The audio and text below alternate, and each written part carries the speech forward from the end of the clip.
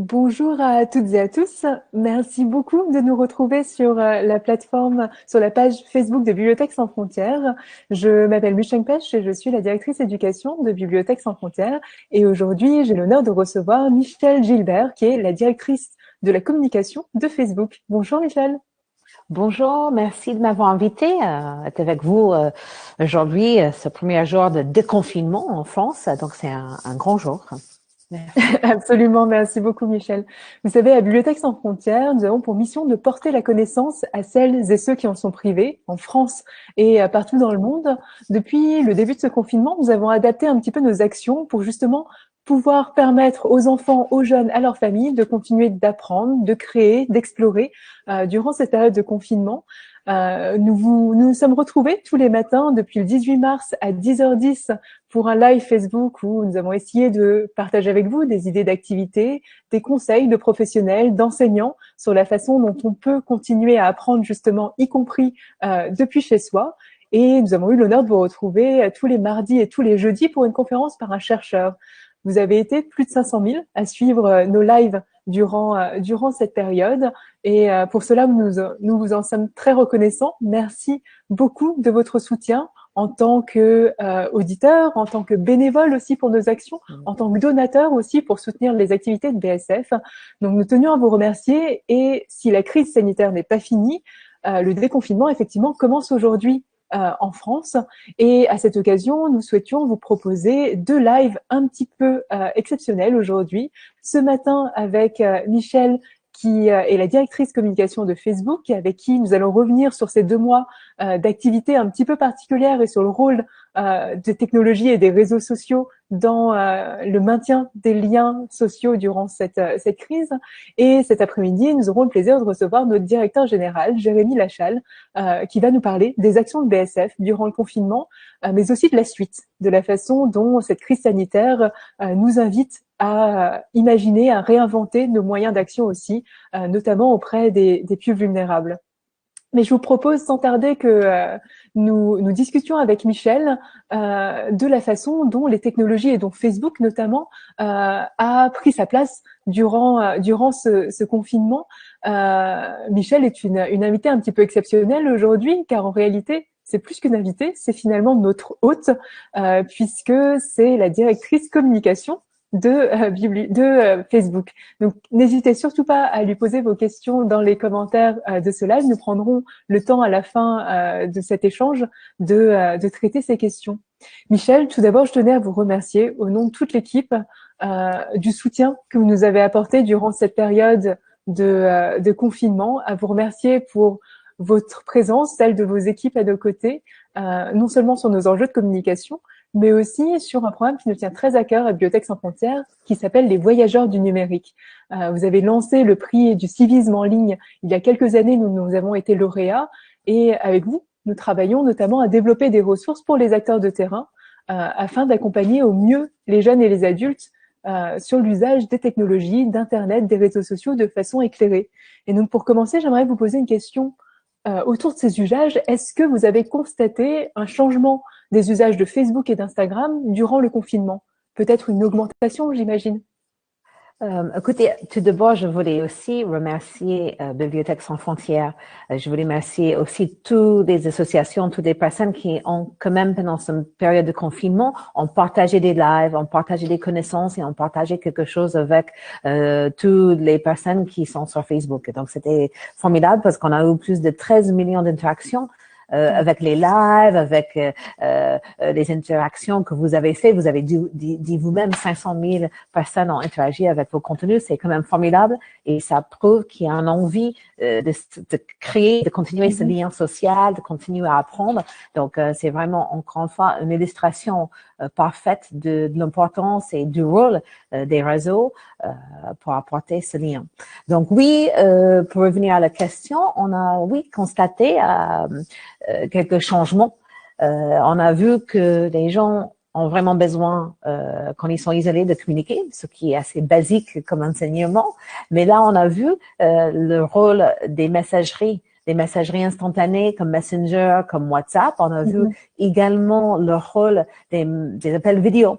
Parce que on oublie quand on est né dans cette époque avec des vidéos et autres que ça n'existait pas avant. Et maintenant, on peut garder vraiment le lien avec ses aînés. Par exemple, les grands-parents qui étaient complètement isolés de leurs petits-enfants, ils avaient ce moyen de se retrouver ensemble grâce aux messages vidéo. Et ces messages vidéo ont vraiment explosé, en fait, pendant cette période.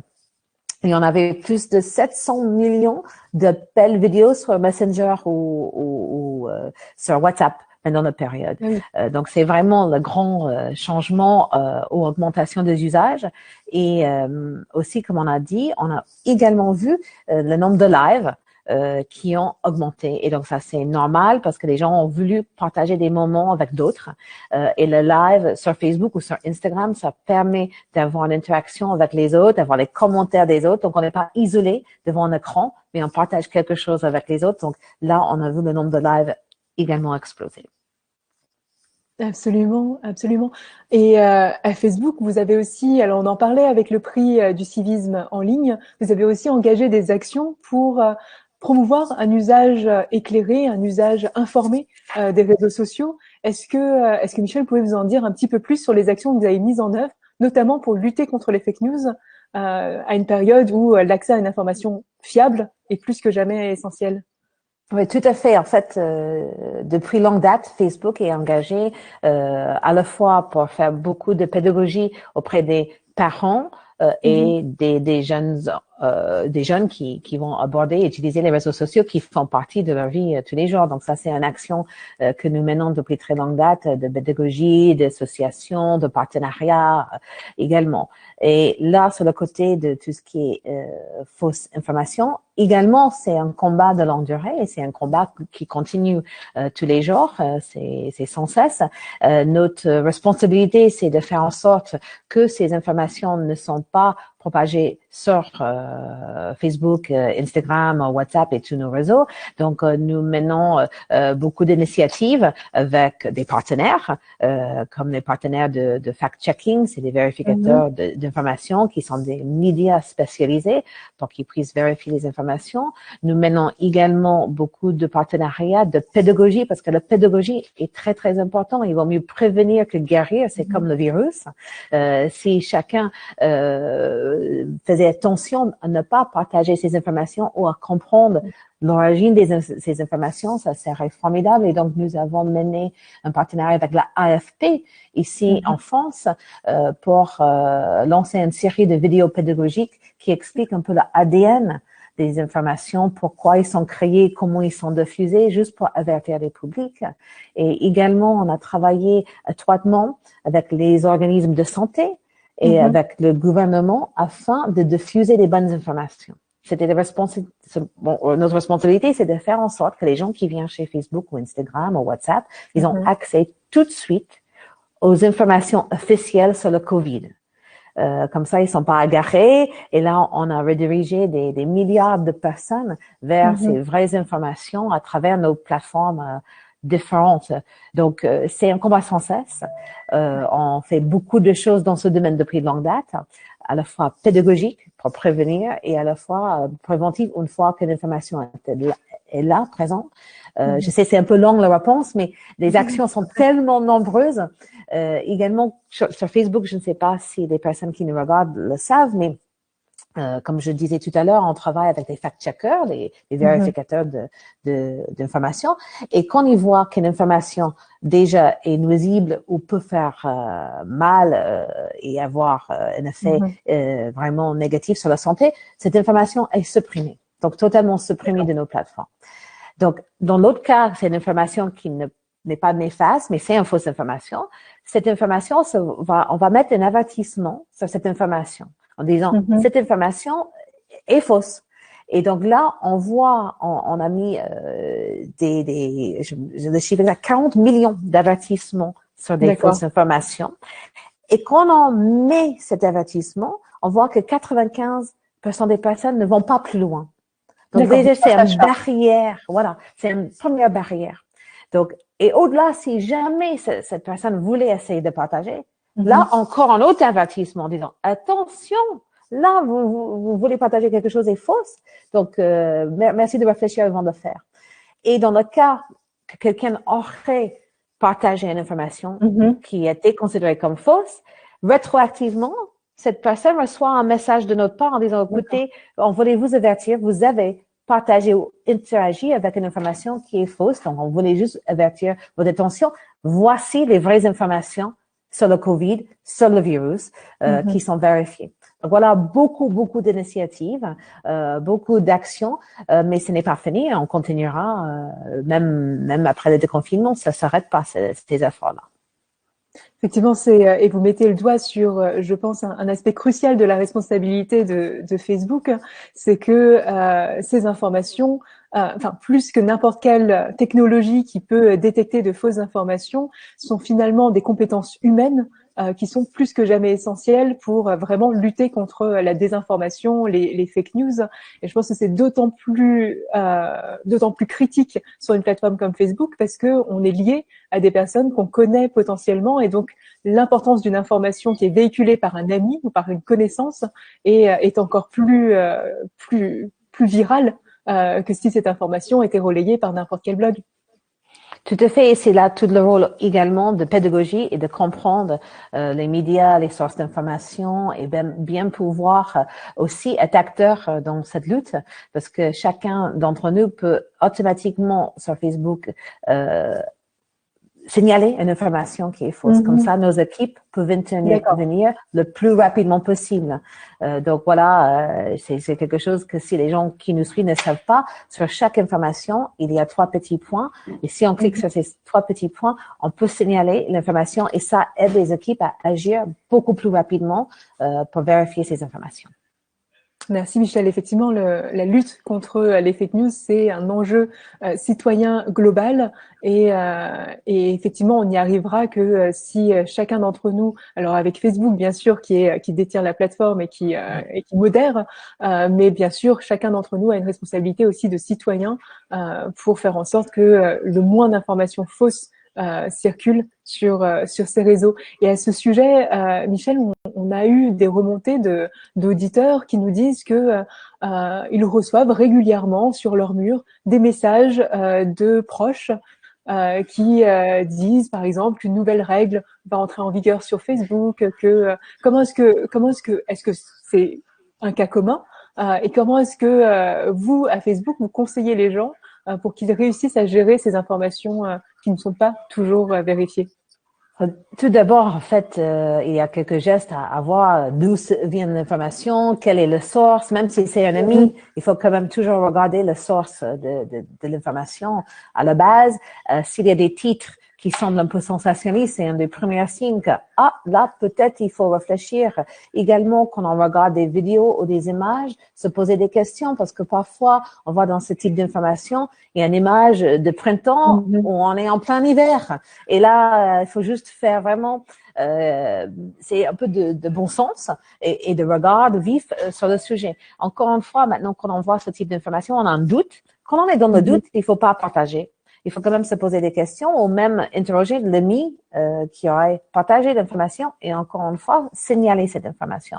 Il y a toujours des canulars, et ça a toujours existé sur tous les supports et bien avant l'Internet. Même si vous regardez vos boîtes email, combien de fois il y a des gens qui envoient des emails avec des phishing qui disent voilà, faire ci, faire ça. Aujourd'hui, on est dans une ère numérique, on est dans une ère de communication. Donc après, c'est à nous, en tant que plateforme, de vous donner tous les outils pour vous protéger, mais aussi c'est à chacun de se renseigner, surtout comment utiliser ces outils et se poser des bonnes questions. Donc à la fois pédagogie et outils pour signaler et pour savoir plus sur l'information, pour savoir d'où vient cette information et se poser des bonnes questions. Oui, je trouve ça intéressant ce que vous dites, qui revient souvent quand on parle à des experts de la lutte contre les fake news, qui nous rappellent souvent des compétences qui finalement ne sont pas des compétences qui sont nées avec le numérique, mais qui sont des compétences en réalité qu'on travaille depuis que la communication existe, depuis que les médias existent. Ce qu'on développe en compétences, par exemple en histoire-géographie quand on est élève, d'analyse de documents, de comprendre ce qu'est la propagande. Finalement, ce sont des compétences qu'on va aujourd'hui pouvoir réinvestir sur les réseaux sociaux, sur n'importe quelle plateforme. Michel, je crois que vous avez aussi, vous, travaillé à justement éditer des guidelines, notamment pour les jeunes et leurs familles, pour contribuer à cette éducation aux médias et à la littératie numérique. Est-ce que vous pouvez nous en dire un petit peu plus? Oui, encore une fois, c'est un axe important pour nous de pédagogie. Et nous avons, comme vous avez bien mentionné en début de cette interview, on a un fonds de civisme pour aider à financer tout type d'initiative qui va aider à l'éducation des médias, on appelle ça. Et donc, nous avons fait un projet avec l'École de journalisme de Lille qui a financé un bus qui a fait le tour de France qu'on en pouvait bouger. Et c'était avec l'objectif de former des jeunes aux médias pour comprendre, identifier une fausse information, pour identifier les sources. Donc ça, c'est un exemple des choses qu'on fait sur le terrain à travers des partenariats. Il y a également vous, Bibliothèques sans frontières, qui fait pas mal de choses de pédagogie. Et nous également, nous avons toujours des consignes qui sont mises en avant sur nos pages pour expliquer aux gens comment reconnaître des fausses informations. Donc, c'est vraiment pas que Facebook, mais avec tous les acteurs, toute la société civile qui sont engagés pour faire cette pédagogie dès le plus jeune âge. Et je pense que, comme vous avez dit, c'est très, très important dans l'enseignement. Moi, je suis maman de 4 enfants. Donc, aussi, j'ai cette responsabilité en tant que maman et je trouve ça très chouette quand il m'explique que même à l'école maintenant, il commence à avoir plus en plus d'enseignements pour comprendre le média, comment ça marche le média et comment être acteur responsable dans l'information. Oui, bien sûr. Merci, merci Michel. Peut-être est-ce que vous pouvez peut-être nous dire un mot sur l'utilisation des réseaux sociaux par les plus jeunes et notamment les règles d'inscription qu'il peut y avoir pour les plus jeunes? Oui, en fait, comme tout parent saura aujourd'hui, les réseaux sociaux et le numérique est une partie intégrale de la famille qui est avec nous, on grandit avec. Et chez Facebook, nous, l'âge en fait pour s'inscrire chez Facebook et nos autres plateformes, c'est de 13 ans. Donc en fait, c'est l'âge que nous demandons à respecter aux enfants. Et des jeunes qui s'inscrivent sur le réseau, par exemple, je vais parler de Facebook, ils ont une protection spécifique. Donc, il faut jamais mentir sur son âge. Parce que grâce à le fait que la personne s'inscrit en tant que mineur, il y a une protection de base qui est en fait renforcée. Et donc, ça, déjà, on limite le partage avec des amis et pas en public. Également, on peut pas rechercher un mineur dans un moteur de recherche pour le retrouver. Donc, des choses vraiment qui sont là pour protéger les plus jeunes. Autrement, on a également créé des sources d'information de portails, des portails pour les jeunes, des portails pour les enseignants, des portails pour les parents qui vont donner les clés des premières parts et de façon d'aborder et utiliser les réseaux sociaux. Il y a beaucoup plus d'enseignants qui sont très impliqués également parce qu'ils ont vu vraiment les bienfaits de pouvoir connecter les élèves. C'est une fenêtre sur le monde. Si on utilise bien, on peut vraiment élargir les compétences, les connaissances et les connexions des jeunes. Et c'est aussi une partie de notre socialisation. Autrefois, en tant que jeune, on avait le téléphone et on passait des heures au téléphone, appeler des copains, des copines et autres. Mais il faut juste dire en tant que parent, en fait, nos enfants n'appellent plus. Ils ont d'autres moyens de rentrer en contact. Il faut respecter ces moyens de rentrer en contact. Il faut essayer de comprendre et s'intéresser à ce qu'ils font. Et ça, c'est vraiment une consigne que je donne souvent aux parents, c'est poser des questions. Comprendre pourquoi votre enfant a envie de faire un chat avec 10 amis en même temps. Et ne vous inquiétez pas parce qu'en fait, ils sont plutôt habiles. Ils ont compris. Et ces réseaux sont qu'un tremplin pour se réunir et faire des choses ensemble parce que c'est actif. Ce n'est pas passif. Ils sont acteurs. Ils sont pas juste devant un écran. Ils sont en train d'interagir, se réunir, même s'engager. Et on voit, grâce au réseau, de plus en plus de jeunes qui vont s'engager. Et on pense tout de suite à Greta, qui a fait créer toutes les groupes et cette espèce d'engouement pour l'environnement. Et là, c'est juste, c'était pas possible il y a quelques années. pour un jeune de prendre autant de place. Et donc, il faut pas oublier ça, c'est aussi un moyen d'expression. Et maintenant, il faut juste bien cadrer, bien évidemment, l'utilisation, donner les bonnes règles, expliquer comment on se comporte sur les réseaux, comment on se comporte dans la vie réelle, c'est-à-dire on est civil, on a du respect, il y a des règles à suivre, mais aussi en tant que parent, je pense qu'il faut s'intéresser, il faut poser des questions et je dirais il faut jamais interdire parce que interdire ne fait que les jeunes vont faire quand même et peut-être pas la meilleure façon juste pour contredire les parents. Donc, en gros, je pourrais passer des heures à vous donner des consignes parce que avec les 4 enfants, je suis passée par tous les réseaux, tous les âges et tout. Mais c'est pour ça que je suis vraiment passionnée parce que je pense que quand c'est bien utilisé, en fait, ce n'est pas la technologie qui est bonne ou mauvaise, c'est son utilisation. Et nous, en tant que parents, c'est notre responsabilité. Et c'est nous, en tant que plateforme Facebook, Instagram, WhatsApp, c'est aussi notre responsabilité d'aider dans l'encadrement de ces utilisations. Effectivement, très important conseil de communication. Et on a aussi vu que Facebook a été un lieu justement d'élan de solidarité, de mobilisation durant cette crise. Et ce que vous dites sur le dialogue est extrêmement important. On a eu la chance de recevoir quelques experts du numérique et de son usage durant nos lives. Et ce qu'ils n'arrêtaient pas de nous rappeler, c'est à tous les parents qui peuvent se dire parfois qu'ils sont moins informés que leurs enfants sur le numérique, que les enfants en savent déjà beaucoup plus et que donc ils ne peuvent rien leur apporter. En réalité, c'est très loin d'être la réalité. D'une part, les usages numériques sont extrêmement larges et vous savez sans doute faire des choses que les enfants ne savent pas faire. Et par ailleurs, le dialogue, comme vous l'avez rappelé Michel, est encore une fois plus que jamais important. Peut-être, j'en profite aussi pour parler d'une association que vous soutenez qui s'appelle e-Enfance et qui travaille beaucoup sur la lutte contre le cyberharcèlement. Et effectivement, aux parents qui s'inquiètent des enjeux d'interaction, du harcèlement sur Internet, c'est une association qui tient une ligne téléphonique que chacun peut utiliser. Let's Écoute qui est disponible soit par téléphone, soit directement par Messenger. Donc, c'est-à-dire que si un jeune est sur les réseaux, il est à un moment difficile, une question à poser, il peut contacter cette association avec qui nous sommes partenaires depuis très longue date et je salue Justine Athlon, la fondatrice avec qui je travaille souvent. Et le jeune peut envoyer un message et il aura une réponse rapidement à sa question.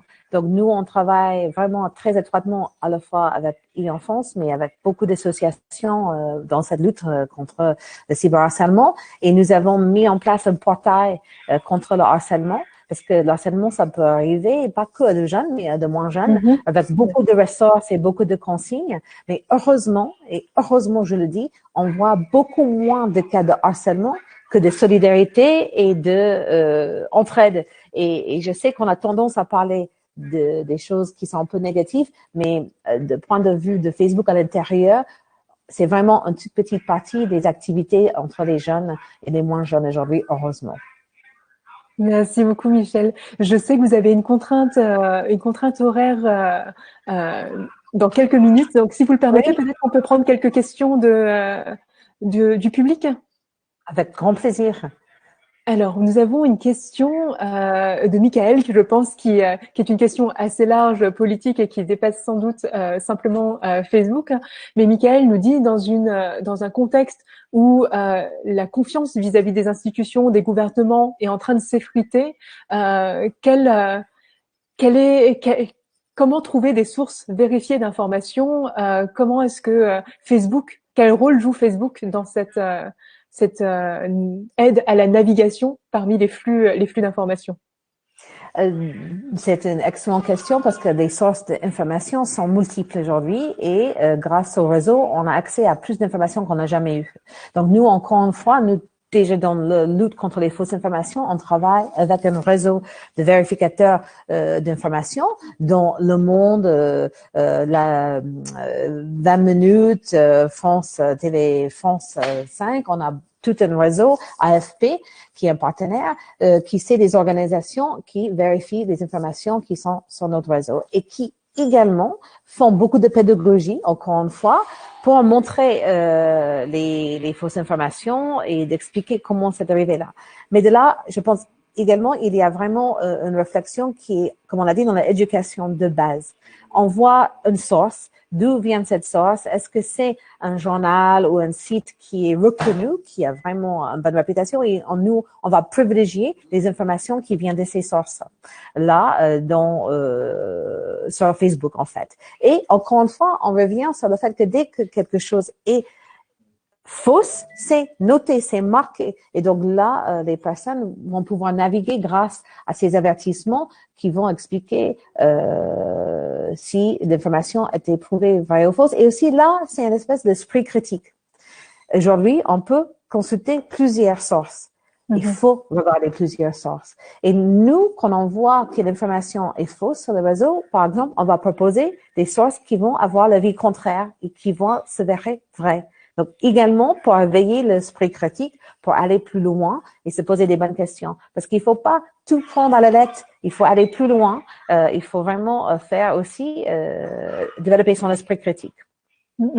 Et votre question est extrêmement pertinente, Michael, et je pense que dans un contexte où l'incertitude sur les conséquences de la crise, sur la façon dont le virus se propage, etc., sont extrêmement multiples.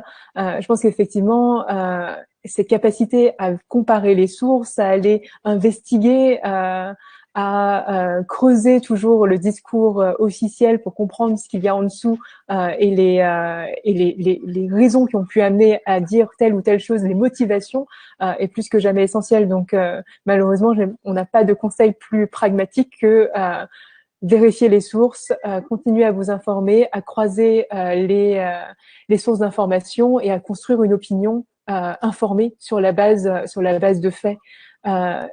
Alors, Michel, peut-être une autre question aussi très généraliste. Paul qui nous demande, à votre avis, qu'est-ce qui motive les gens à créer des fake news? Quel est le but d'une telle désinformation? Très bonne question et c'est très simple. C'est vraiment financier. La plupart des fausses informations créées sur les réseaux, c'est avec un objectif financier, de créer des audiences et pouvoir ensuite monétiser ces audiences ou pouvoir envoyer des autres informations à ces personnes-là. Donc là, on a un combat contre la création des fausses pages et profils, parce que si on peut arrêter la création de ces faux comptes, on arrête la propagation aussi des fausses informations. Donc, en fait, c'est à la source.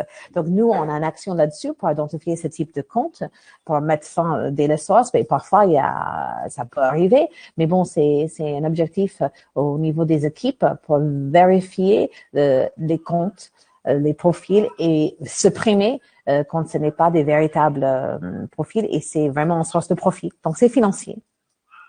Merci beaucoup, Michel, pour cette réponse très claire.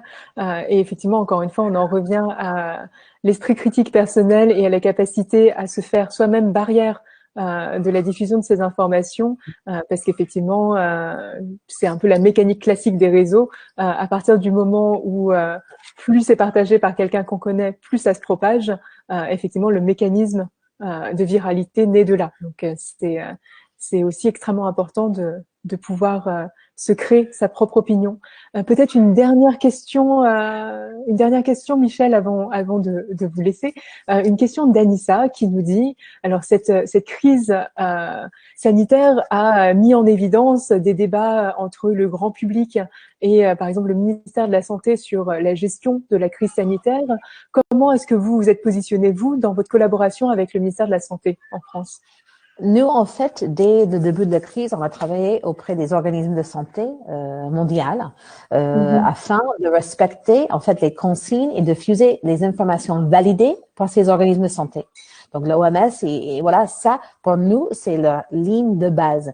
Donc si quelque chose s'est avéré déclaré par ces organismes de santé officiels comme fausse ou pas un bon remède ou quelque chose, c'est la ligne qu'on suit et c'est là-dessus. Et c'est pour ça qu'on a mis en haut de chaque fil d'actualité de chaque personne chez Facebook un lien pour aller regarder les informations officielles de ces organismes de santé. Et 2 milliards de personnes, on peut avoir accès à ces informations. Donc, encore une fois, je reviens, comme on a dit au début, donner accès aux bonnes informations qui sont à leur source vérifiée. Nous, c'est pas à nous de rentrer dans les débats. On suit les règles des organismes de santé qui sont vraiment en matière de la santé, le source officiel. Merci beaucoup, Michel, pour cette réponse très importante hein, dans un contexte où effectivement beaucoup de gens trouvent leurs informations aujourd'hui sur les réseaux sociaux et où donc c'est important que ce positionnement existe et que de plus tous les citoyens développent une capacité à naviguer dans ces différents flux d'informations.